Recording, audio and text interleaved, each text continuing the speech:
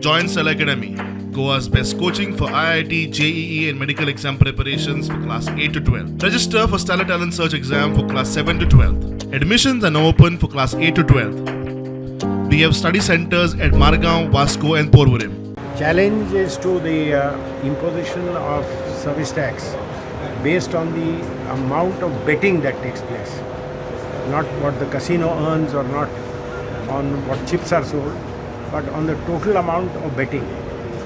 That is why it is maybe 8-10 times the total income of the casino.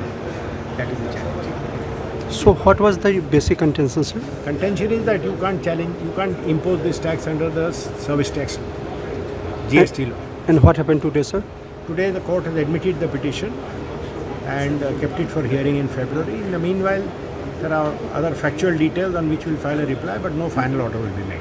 Until now, the GST was being paid on what the revenue that was being earned by the casinos. But the notice says that the GST should be paid on the actual amount of bets that were placed for the past 5 years.